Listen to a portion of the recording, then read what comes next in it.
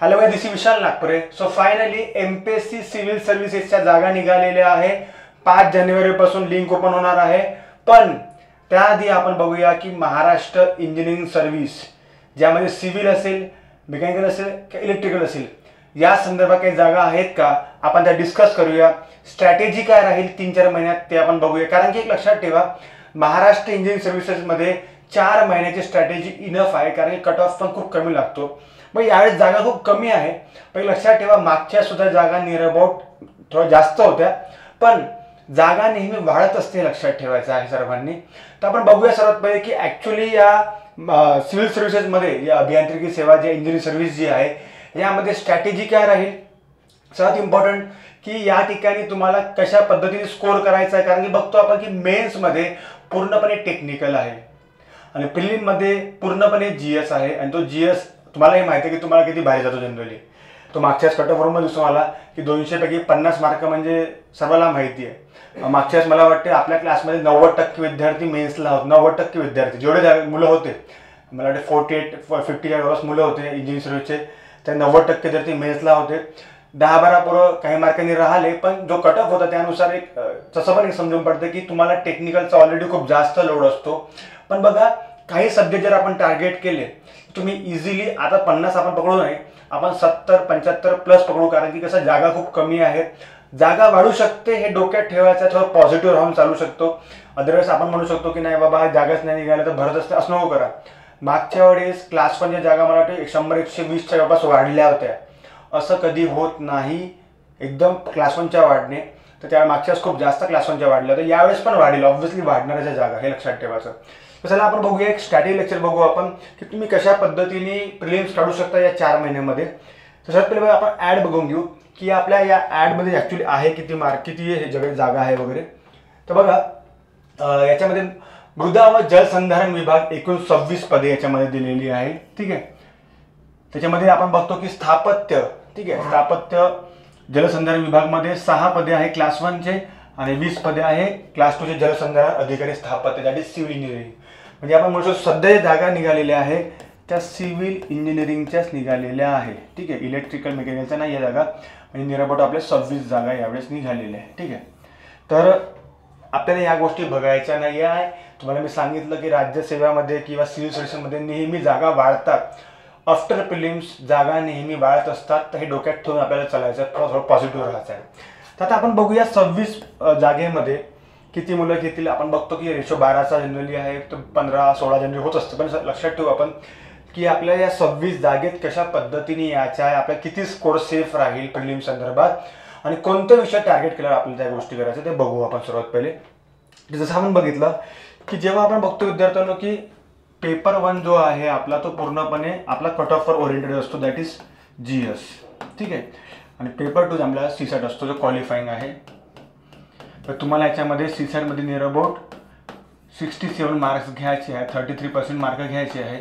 आणि आपण बघतो की इंजिनिअरिंग स्टुडंटसाठी जवळपास सीसॅट हा नियर अबाउट इझी सारखा आहे जवळपास. तर एक याची स्ट्रॅटेजी तुम्हाला फक्त एक बरोबर सांगतो कारण तुम्हाला माहिती आहे पॅसेज याच्यामध्ये असतात,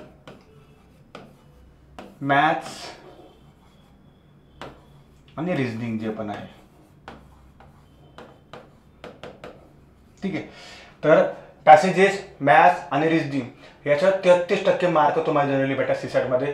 तर सर्वांना माहिती आहे, आपण बघा इंजिनिअरिंग स्टुडंट्सला मॅथ्स रिझनिंग सांगायची जास्त गरज नाही, काय टेक्निक तुम्हाला माहिती आहे. पण मेन आहे आपल्यासाठी जीएस. तर या जीएसमध्ये आपला जो स्कोर आहे, म्हणजे माझं एक सजेशन आहे तुम्हाला की आपण 75 to 80 जर प्लस आपण जर घेतले तर मग ते जागा वाढो नाही वाढो मॅटर करत नाही, कट ऑफ एवढंच जाणार आहे, हे सर्वांना माहिती आहे.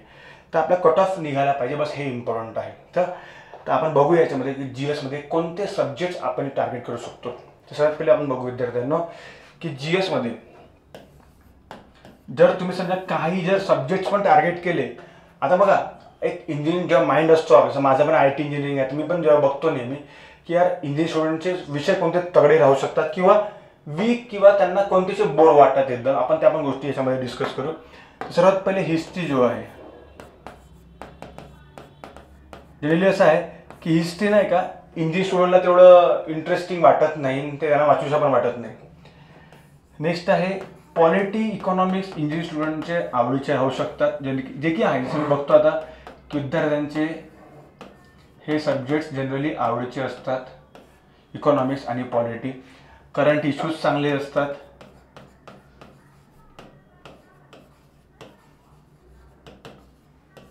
ठीक आहे, म्हणजे आपण मी असं म्हणू शकतो तुम्हाला की आपण या 3 सब्जेक्टवर सुद्धा एक चांगला स्कोअर आणू शकतो. अजून आपण पहिले विषय बघून घेऊ. जो एक जॉग्राफी आहे, जो स्कोरिंग आहे.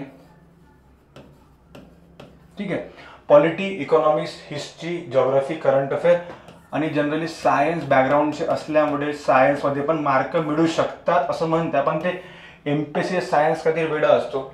असं नाही की बाबा माझे MSc झालं आहे, असं नाही की बाबा माझ्या खूप चांगला माझी PhD झालेली आहे, असं नाही की बाबा माझा, तर असं काही घेणं देणं नाही याच्यामध्ये. तुम्हाला ॲक्च्युअली जर एक एक्झाम्पल, आता आपण सिव्हिल इंजिनिअरिंगचे स्टुडंट्स आहोत.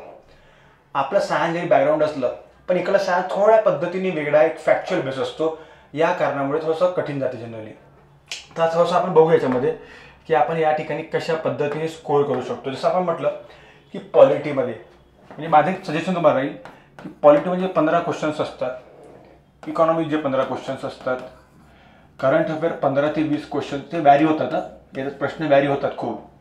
जॉग्राफी 15 ते 20 क्वेश्चन, 15 ते 20 क्वेश्चन म्हणू, इन्व्हायरमेंटला पकडू. आणि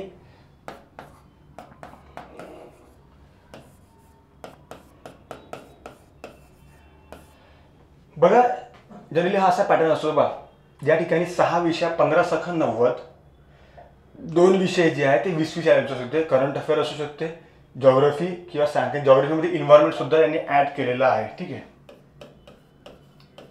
तर आता आपल्याला काय करायचं आहे की फॉर एक्झाम्पल एखादा विद्यार्थी फर्स्ट टाइम फॉर्म भरत आहे किंवा एखादा विद्यार्थी मागच्या टाइम फॉर्म भरायला स्कोर आला नाही, 50 स्कोर आला नाही. तर बघा तुम्हाला जनरली काय करायचं आहे, यामधून तुम्हाला फक्त 3 ते 4 विषय सिलेक्ट करायचे आहे. आता मग तुम्हाला मी कधीच सांगणार नाही की तुम्ही हिस्ट्री करा किंवा सायन्स करा, कारण की बघा तुम्ही सायन्स बॅकग्राऊंडचे असता पण ते लहानपणी असतं, तुम्हाला आता काही घेणं देणं नाही सायन्सचं. पण याच्यावरती याला सोडून देऊ नका एकदम. पण तुम्हाला ॲटलीस्ट 4 जे विषय आहे ना, जसं आपण 15 चौक 60 म्हटलं, 60 आणि 65 पटकन इथून येणारच आहे. जरी आपण समजा 65% आपण जरी खेळलो चांगल्या पद्धतीने तरी आपण चांगले स्कोअर काढू शकतो. कारण की जसं बघतो आपण की पॉलिटी हा असा विषय आहे की पॉलिटीमध्ये जनरली आपण म्हणजे जसं असं आहे, पॉलिटी जर तुम्ही चांगल्या पद्धतीने केला, बघा कमी विषय करणार आहोत तर चांगल्या पद्धतीने होईल आणि परफेक्ट होईल. तर 15 पैकी जर आपण 10 ते 12 जरी आपण मार्क याच्यामध्ये घेऊ शकलो तर आपल्याला थोडंसं सोपी जाऊ शकते. इकॉनॉमिक्स थोडंसं पहा की इकॉनॉमिक्स असा आहे, तो विषय सोपी आहे समजायसाठी आपल्याला, पण असं आहे की याच्यामध्ये मार्क कव्हर होत नाही. क्वेश्चनचे पॅटर्न काहीतरी वेगळ्या पद्धतीने राहतो. त्या ठिकाणी आपण 8 ते 10 क्वेश्चन पकडू शकतो. करंट इश्यूज जे असं मी 15 क्वेश्चन विचारले तर आपण याच्यामध्ये 10च पकडू. आणि जॉग्राफीमध्ये जनरली 20 प्रश्न असतात, 15 जॉग्राफी आणि 5 इन्व्हायरमेंट. तर तुम्हाला मी नेहमी सजेशन सांगेल की यामध्ये तुमचे नियर अबाउट 14 ते 15 क्वेश्चन्स राईट असले पाहिजे. ठीक आहे, बाकी याच्याबद्दल आपण बोलतच नाही सध्या तरी. पहिले आपण बघू याची गरज आपल्याला पडत आहे का. आपलं टार्गेट काय आहे, 75+ आपल्याला स्कोर आला पाहिजे. जसं आता बघितलं आपण की जॉग्राफी, आता आपल्याला बघू आपण सिंपल ॲडिशन करू. 14 अधिक 10 24, 24 अधिक इकडे पकडू आपण कमीवाले, 24 अधिक 8 32, 32 अधिक 10 42. ठीक आहे, 42 क्वेश्चन्स आपले समजून घ्या राईट आहे.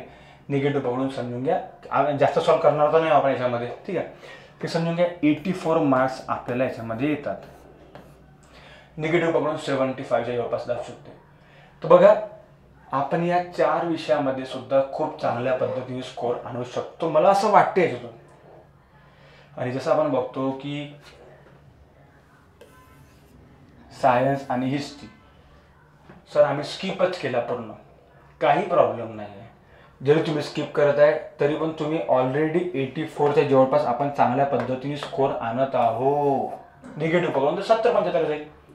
होत काय आहे की टेक्निकल जो स्टुडंट आहे तो काय करतो जनरली, त्याचा एक जनरली डोक्यामध्ये असतं की यार एवढ्या सारे विषय कसं करावं. तर एक मला एक वाटतं इंजिनिअरिंग स्टुडंट स्मार्टवर्कवर खूप जास्त फोकस करतात, केलं पण पाहिजे. हा एक स्मार्टवर्कचा एक एक्झाम्पल तुम्हाला सांगत आहे. आणि बघा याच्यातला 3 विषय पकडा, करंट अफेअर विषय नाही आहे, हे सर्व विषय येतात पूर्णपणे. एक इयरबुक येणार आहे, ती इयरबुक करून घ्यायची. ज्यांना असं वाटलं की 4 विषय आम्हाला करायचे आहे तर 4 विषय क्लासमध्ये चालू करणार आहे मी जानेवारीपासून. तुम्ही तिथे जॉईन करून घ्या. ऑनलाईन असेल ऑफलाईन कसं पण असेल. ऑनलाईन असेल तर लाईव्ह केलेलं आहे, ऑफलाईन तर मी आपल्या नागपूरमध्ये आहे. तर या दोन्ही पद्धतीने तुम्ही ते टार्गेट करा की ॲटलिस्ट मी मेन्सला तरी असलो पाहिजे, कॉन्फिडन्स असतो. आणि जसं आपण बघतो की यावेळेस सुद्धा जे स्कोर जे आपल्या क्लासच्या 85, 90, 72, 78 असे स्कोर म्हणजे जो कट ऑफ लागला आहे, कट ऑफच्या 20 ते 30 मार्क जास्त आहे. आणि ते इम्पॉर्टंट आहे ना. मला असं वाटतं की जो पण आपला कट ऑफ लागतो त्या कट ऑफपेक्षा 20-30 मार्क जर आपले जास्त असेल तर आपण सेफ झोनमध्ये आहोत. कारण की तुम्हाला हा जो अभ्यास आहे WRD असेल, PWD असेल, WCD असेल, या ठिकाणी कामात येणार आहे. म्हणून माझं तुम्हाला सजेशन राहील की जे टेक्निकल सब्जेक्ट्स आहे आपले ते इतके वास्ट आहे की त्या ठिकाणी आपण हे सर्व विषय करू शकत नाही. आता हिस्ट्री जर तुम्ही वाचाल तुम्हालाही माहिती आहे काय होणार आहे. काय होणार हिस्ट्रीमध्ये तुम्हाला माहिती आहे की एक तर तुमचा मूड ऑफ होऊन जाईल, दिमाग खराब होऊन जाईल, दुसरी गोष्ट मार्कही भेटणार नाही आणि याच्यामुळे पेपर पण खराब जाईल. सायन्स आपण लहानपासून बघत आहोत. आता तुम्हाला काय म्हटलं इथून आपण एक करणार असं तर नाही, 4-5 तर बरोबर येतीलच. पण सध्या तुम्हाला काय म्हटलं मी 4 महिन्यात 4 विषय किंवा 3 विषयावर फोकस करा. हा तर विषय नाहीच आहे तुम्हाला म्हटलं. आता आपलं डेली वाचायचं आहे. 3 विषय फोकस करा. 4 महिन्यात संपलं काम. आरामात तुम्ही 75च्या वर आरामात स्कोर करता, हे लक्षात ठेवायचं. म्हणून कसं आहे की कधी पण एखादी एक्झाम आपण जेव्हा देतो तुम्हाला त्याची प्रॉपर प्लॅनिंग माहिती असली पाहिजे. जर प्लॅनिंग असेल तर आपण सक्सेसफुल होऊ. अदरवाईज आपण बघतो की नेहमी इंजिनिअर स्टुडंटचा एकच प्रॉब्लेम असते नेहमी की टेक्निकल करत असतात बिचारे, पण त्यांना एक आता ते MPSCने माहिती नाही होत असं काउंट केलेलं आहे की GS प्रिलिमला इतकं भयंकर देऊन दिला राज्यसेवेला. ते पण आधी चांगलं होतं की त्यांना थोडं मराठी होतं, इंग्लिश होतं, थोडा स्कोर जास्त होता. पण आता स्कोर घेणं खूप कठीण आहे. आपण बघितलं मागच्या वेळेस कट ऑफ फक्त 50 मार्क होता. आपण याच कट ऑफ जनमून जास्त म्हणतात 75. का बरं की जर आपण कट ऑफ 75 म्हणू ना तर आपण ॲटलिस्ट सेफ तरी राहू. जर आपण आता पण म्हटलं की 50च कट ऑफ लागेल तर तसं नको करा. आणि जागा बघू नका. मी तुम्हाला सजेशन सांगतो, जागा कधीच बघू नका. एक लक्षात ठेवा तुम्ही सर्वांनी की जागा 100% वाढणार आहे. 100% वाढणार आहे प्रिलिम नंतर किंवा आता पण ते लवकर ते मध्ये वाढत असतात जागा, काही प्रॉब्लेम नाही. म्हणून तुमचं काम आहे की हे जो चार्ट आहे हे चार्ट सर्वांनी लक्षात ठेवा. मला असं वाटतं की या चार्टनुसार आपला जो कट ऑफ आहे हा कट ऑफ इझिली आपण काढू शकतो. एक स्मार्ट पद्धतीने आपण बघत आहे, एक स्मार्ट वर्क आहे याच्यामध्ये. आणि 4 विषयच फोकस करायचे तर आपण चांगल्या पद्धतीने करू शकतो. जास्त करण्याच्या कमी विषय करा. कारण की तुम्हाला 100-110 मार्क घ्यायचे नाही आहे. ज्या पद्धतीने राज्यसेवेच्या विद्यार्थ्यांना घ्यायचं आहे त्या पद्धतीने तुम्हाला घ्यायचे नाही आहे स्कोर. तर आपण त्या पद्धतीने मला असं वाटतं की एक बेस्ट प्लॅनिंग आहे. आणि ज्यांना पण काही बॅचेस जॉईन करायचे असेल त्यांनी जसं आपलं एक सर्वांना त्या गुरुकुल संदर्भातल्या नागपूरमध्ये तुम्ही मला कॉल करू शकता 8208450839 ज्यांना पण काही क्वेरीज असेल त्यांनी मला विचारा. आणि जनरली आपले भरपूर सारे विद्यार्थी मेन्समध्ये बघा, मेन्सचं माझ्या हातात नाही आहे. नागपूरमध्ये असेल, अमरावतीमध्ये असेल किंवा बाकी ठिकाणी जे असेल, पुण्यामध्ये असेल, जे पण मेन्सचे विषय येतात टेक्निकल ते ठीक आहे. पण प्रिलिम्स संदर्भात मी तुम्हाला 100% गॅरंटी देतो किंवा चांगल्या पद्धतीने तुम्हाला सांगतो की या जर तुम्ही ही पद्धत जर इम्प्लिमेंट केली तर 100% तुम्ही निघणारच आहे. हे लक्षात ठेवायचं. फक्त तुम्हाला एक स्मार्ट स्टडी करायची आहे. माझ्या नोट्स आहेत तुम्हाला रेफर करायचे आहे तर इझी जर्नी चाललं जाईल तुम्हाला. तर ठीक आहे. तर अशा पद्धतीने तुम्हाला एक टेक्निकल आपण स्टडी सांगितलेली आहे. आणि बघा जागा आपल्याला बघायची जास्त गरज नाही. बघा हे तुम्हाला पॅटर्न सांगितलं आहे. CSATचं कसं आहे, क्वालिफाईंग आहे, GS कट ऑफ लावला जनरली लावत असतो. जागा आपण बघितल्या सध्या 26 जागा, ती जागा बघायच्या नाही आहे. एक चांगला आहे, जागा कमी आहेत, लोक फॉर्म कमी भरतील असं म्हणू शकतो आपण. तर चांगलं आहे आपल्यासाठी सुद्धा. तर अशा पद्धतीने आपले स्टडी लेक्चर आहेत. अशा पद्धतीचे खूप सारे लेक्चर्स राहतील. आपला हळूहळू मी PYQची पण बॅच आणणार आहे, फ्री राहील ते सर्व. तर आपली जो चॅनल आहे तो सबस्क्राईब करून टाका, शेअर करा, फॉलो करा आणि लाईक करा. ठीक आहे. जय हिंद, जय महाराष्ट्र. थँक्यू.